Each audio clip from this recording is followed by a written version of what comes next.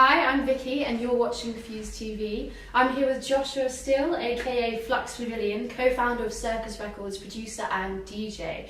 Welcome to Manchester, how are you? Pretty good. Yeah, good. You've just finished your Freeway US tour then. Yeah, how was that? Where did you enjoy playing the most? It's pretty good. A lot of places are quite different. Because it's interesting in the States. It's kind of like, you know, on the underground map in London, where there's loads of different, like Oxford Street, and all these like wonderful little places. You're like, I wonder what Piccadilly Circus is going to be like. Yeah. It's kind of like that in America with each state. It's kind of like, we're in Texas now. Like, wow, we're like up here and like New York, and everything kind of feels different. It's nice. It's like a wonderful adventure around some of these like different sections in a theme park. Yeah. That's the way I look at it. So I find it quite exciting. Yeah. But yeah, Atlanta was pretty damn awesome. That's a good show. Okay. If you ever want to go out to see me play, then come to Atlanta, because they know how to do it out there. Oh, awesome. It's a good one. Okay, and now you just started your Freeway UK tour. Yeah. Where are you excited about playing the most? Well, London's always good because then I can just go home afterwards and carry on drinking at home. I don't have to drive anywhere. But this is the third tour I've done over here, and Norwich has always been the standout. Oh, really?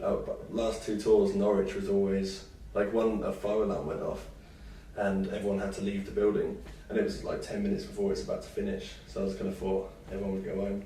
Not one person left. They all waited outside in the cold. Then everyone came back in, and I was allowed to play for the next half an hour. Oh, that's amazing! Yeah, that was mental. So yeah, really looking forward to Norwich. That's gonna be a good one. Yeah, go Norwich. That's all of them really. It's been ages since I've been in the UK. Yeah. I've only done a few festivals this year. Haven't been able to do any actual shows that are kind of a bit more like, with my fans rather than festivals. Just you're playing to so many different people. So yeah, just looking forward to being able to play some English people again. So you've created so many good tracks like Bass Cannon, I Can't Stop, The Scientist, just to name a few. What would you say is the track that you enjoy creating the most? Well, there's one that I just gave away for free called Standing on a Hill, which was pretty fun to write. I went into a studio and just recorded like guitar, drums and bass and singing. I played everything. Because what I always wanted to do is that was the idea. The only reason I started writing electronic music was because I couldn't get into a big studio and do that. So I always wanted to play guitar and sing, and then play the drums and play the bass and make a whole album of me playing everything. It's kind of pretty self-indulgent. But yeah, then I got into electronic music because that's how I could end up doing the bass and the synth and the drums and stuff like that. So it was kind of like going through all of this because I couldn't have access to a studio, and then finally getting in the studio, and I was like, oh sweet, I actually get to give a song and go how I've always wanted to write one. So that one was quite fun. Yeah, wow, you're so talented. Well, I'm not saying I'm good at all of them. But you can play, that's pretty impressive. Well, yeah, I'm bad at all instruments. I can play the things that I want to write, essentially. Yeah. I could write something on saxophone and play it, and you're like, wow, you're really good at saxophone. I'm like, no, I'm just good at that one particular line that I wrote. But yeah, it's pretty much how I operate most of the time. Yeah, but saxophone's the coolest instrument. It really is. It is pretty good. Yeah. My saxophone broke in the move about 4 months ago, so I've got to go get myself a new one. I think a Christmas present, I'm going to get myself a new saxophone. Yeah, Christmas present to yourself. Yeah, you got to get yourself a present. Yeah. And you normally get the best presents, the ones you get yourselves. Yeah, because I know exactly what I want. Yeah. Yeah, definitely. So you've done loads of collaborations with fantastic artists, Dr. P, Scroobius Pip, Example, just to name a few. Who would you like to collaborate with in the future? Quite a few people, really. I've just got really into Pharrell, like just the general works of Pharrell. Never been like I don't know, has Pharrell released kind of single albums as himself? I don't really know much about his back catalogue, like his career as an artist, but just all of a sudden, like the track he did with Daft Punk, and then the Robin Thicke thing, two massive hits that Pharrell was part of, I was like, that's a pretty special thing to do. So I looked into it, he did that Gwen Stefani album, I really liked that. And then the Neptunes, there's loads of stuff that he's done I didn't even know was him, and I've just kind of developed a bit of a man crush, a musical, creative man crush on Pharrell, because he's been part of so much incredible music that I had no idea. Yeah. So yeah, he's pretty cool. I'd like to just kind of watch him work really, rather than work with him. Okay. But yeah, just a meeting would be pretty awesome. Yeah, I hope that does happen. Hopefully. And so would you say, is there a difference between UK and US audiences?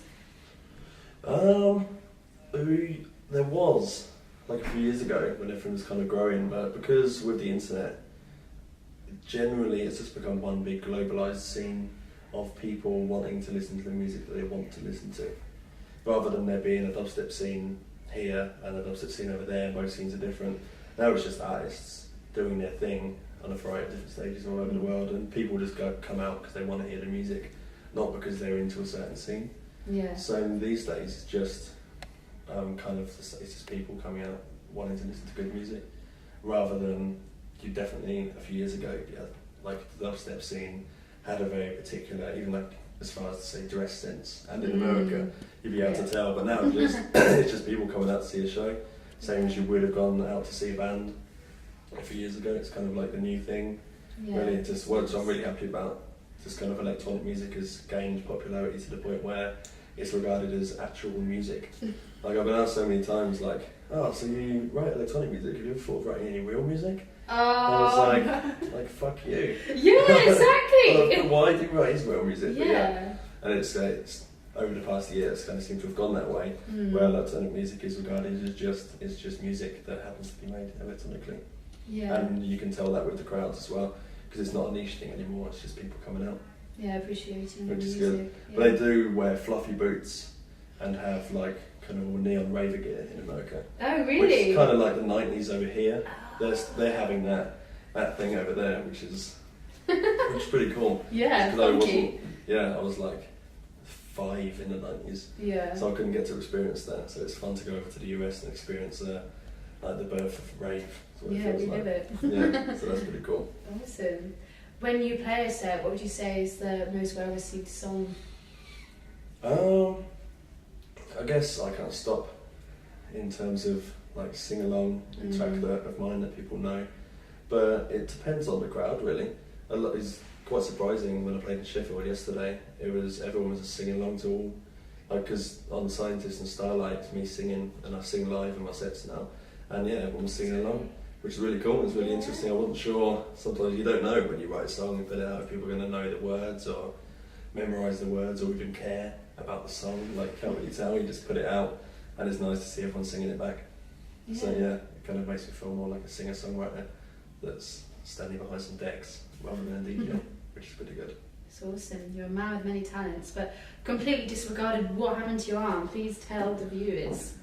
Well, the story that I put out there was I was on stage and my sub broke down. So to get my sub working again, I put my arm in to go around the back to fix the speaker, and then I was playing bass cane at the time, and as soon as it dropped, it broke my arm. Really?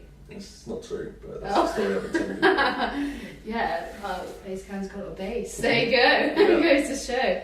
Well, thank you so much for chatting to us, Fuse TV. It's been wonderful. I hope you have an awesome set. I know you will, though. I will have fun, definitely. I like your jacket, by the way. So. Thanks. I like your trousers. We're a funky pair. It would be a good match, definitely.